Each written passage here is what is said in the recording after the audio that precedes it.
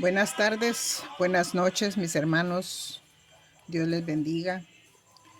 Damos gracias a Dios porque nos permite nuevamente este jueves 11 de febrero del 2021 poder compartir el estudio doctrinal de este jueves, en el cual, con ayuda de él, continuamos en el estudio del credo apostólico y hoy nos toca aprender la lección número 5, que habla de la humillación de Cristo. Es la primera parte que habla de su nacimiento y de su padecimiento. Como base bíblica tenemos el texto muy conocido de Filipenses 2, capítulo 2, versículos del 1 al 8. También Hebreos 2, del 14 al 15, y el credo apostólico, que siempre va a ser base de nuestro estudio.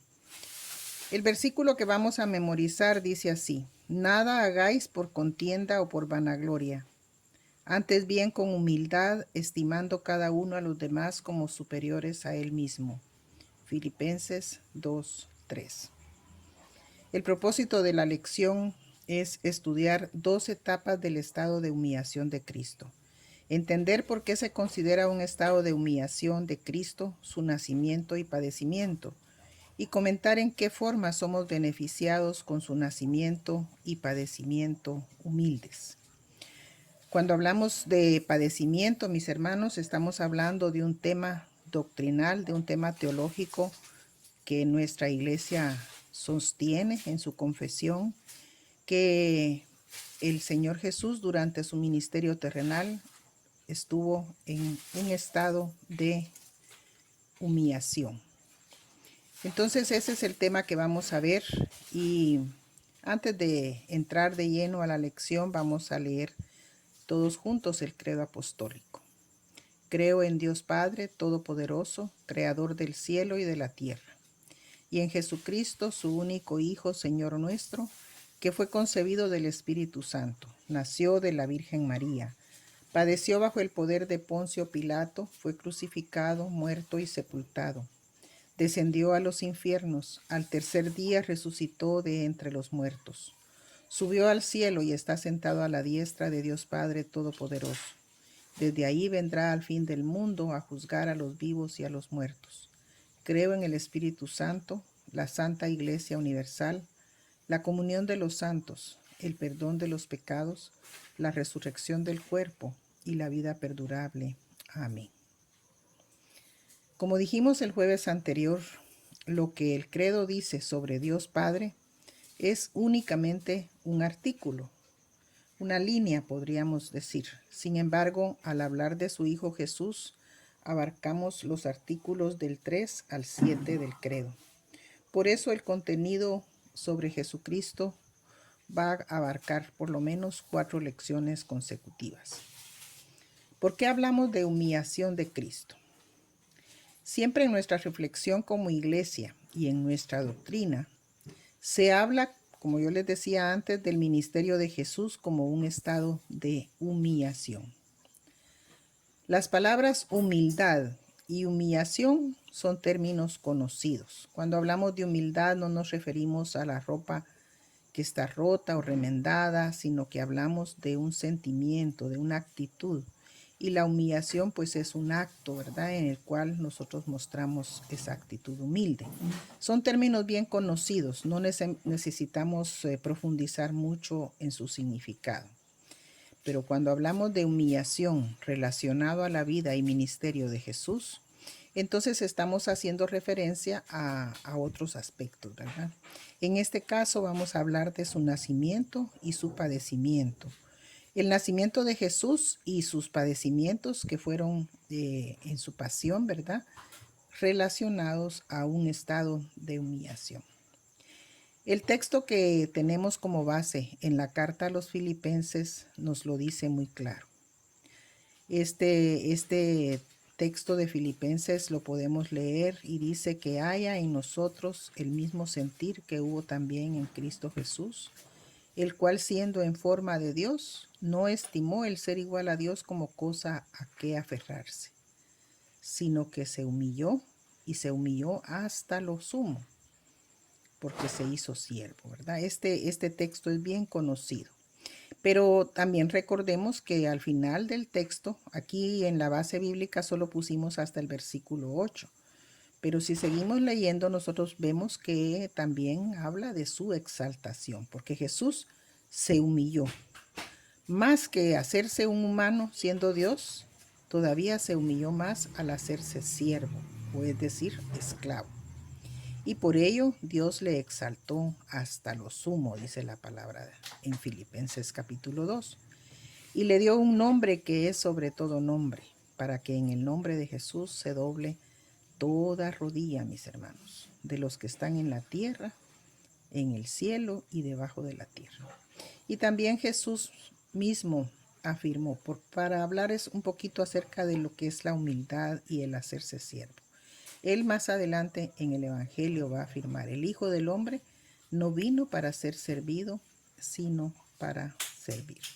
Aunque era Dios, no llegó al mundo como Dios, ni como rey, ni como gobernador, sino como siervo. El nacimiento de Jesús fue humilde. Su crianza en Nazaret, su crecimiento fue humilde.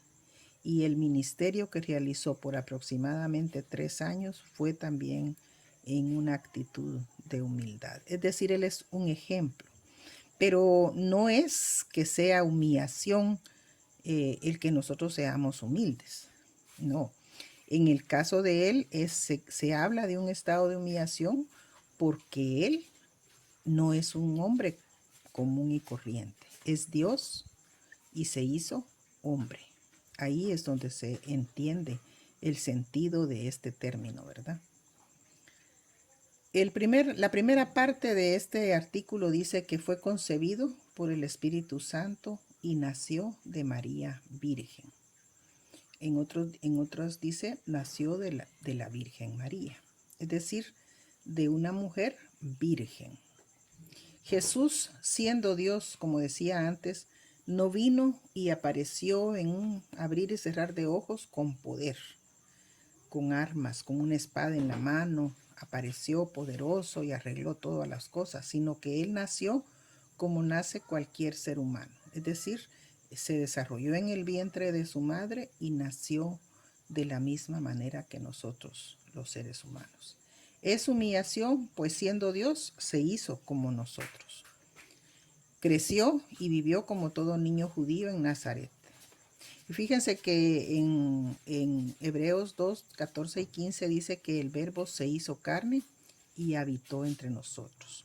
Y afirma que participó él de carne y sangre como nosotros. No fue un espíritu, no fue un ser diferente, no fue un superhéroe, sino que se asemejó en todo a sus hermanos para poder cumplir a cabalidad la redención.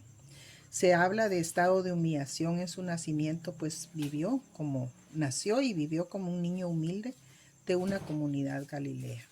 Así cumplió perfectamente el sacrificio por nuestras culpas.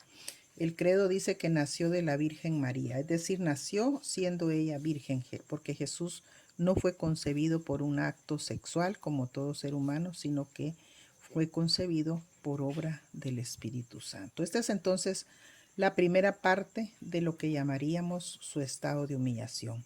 El hecho de que nació siendo concebido por el Espíritu Santo, naciendo de una mujer virgen, pero una mujer como cualquier otra en el sentido de real. El estado de humillación es porque, hermanos, la divinidad de Cristo es algo que muchas sectas no cristianas atacan. Es decir, algunas sectas no cristianas dicen que él fue como cualquiera de los profetas, que no es cierto que haya sido Dios y que se hizo hombre. Es difícil entender a un Cristo, a un Mesías, a un enviado, a un ungido de Dios, humilde, sufriente, perseguido, golpeado, siendo Dios. Ellos no lo entienden, la gente no lo entiende porque lo relacionan el Dios con poder, con autoridad, y de hecho Jesús la tenía, pero era necesario para Él pasar por todo ese proceso para redimirnos.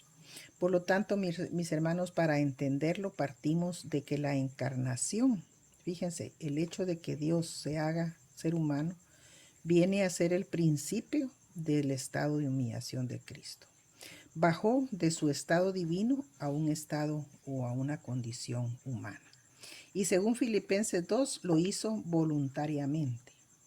Pero no es que Cristo se rebajó por hacerse humano, por dos razones. Primero, porque lo hizo con un propósito y dentro de un plan perfecto de Dios.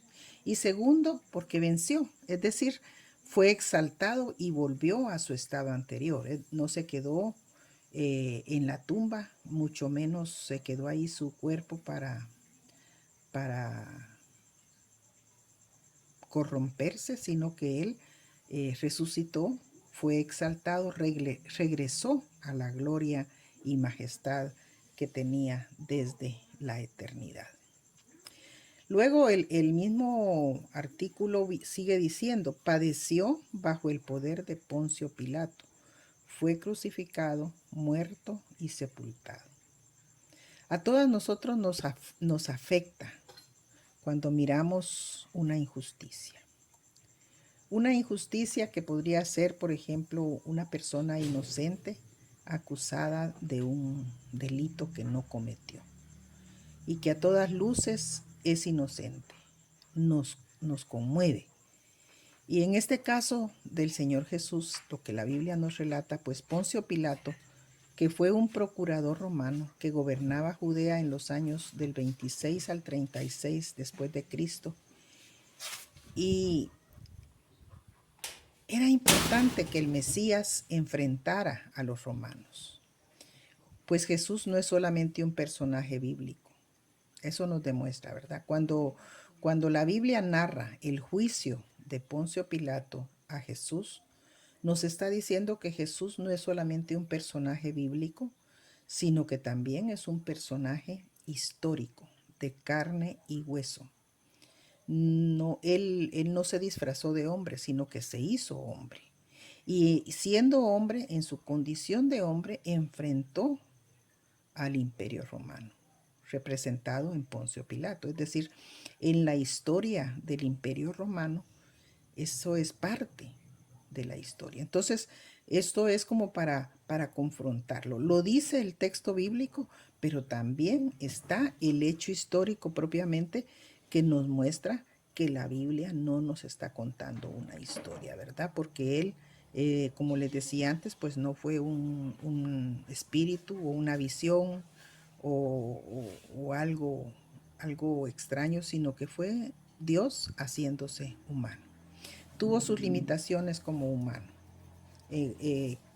Podríamos nosotros enumerar que él le dolió cuando sufrió en la cruz, que padeció, que se humilló. ¿Y para qué? Para llegar a la cruz y pagar el precio por nuestros pecados. También como ser humano, él tuvo hambre, tuvo sed, caminó, se cansó, tuvo que descansar.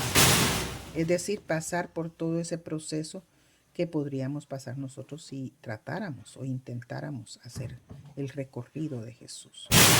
Muchos podrían pensar, pues si era Dios, no padeció, porque si él era Dios tenía poderes y tal vez no le dolieron los clavos, no le dolieron los azotes, no le dolió el daño que le hicieron con la lanza en su costado. Pero hay muchos textos, mis hermanos, que lo confirman.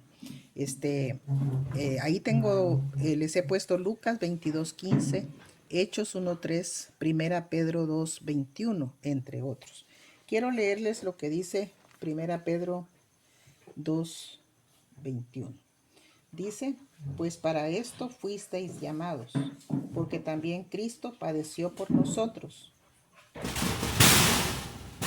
dejándonos ejemplo para que sigáis sus pisadas. Es decir, textos que afirman que él padeció, ¿verdad? En el Evangelio según San Lucas, él mismo habla de hacer algo antes que padezca. Es decir, él sabe que va a padecer.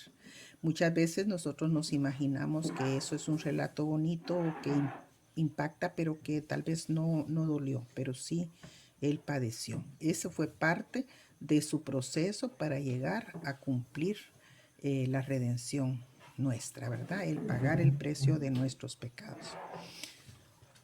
En conclusión, mis hermanos, en lugar de cuestionar o discutir si la palabra de Dios es veraz, si Jesús verdaderamente padeció y se humilló, nuestro corazón realmente debe rebosar de gratitud por su sacrificio.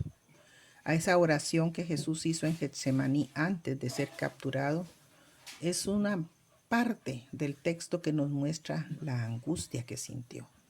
Porque como Dios, Él sabía lo que venía, pero lo estaba experimentando no como Dios, sino como ser humano.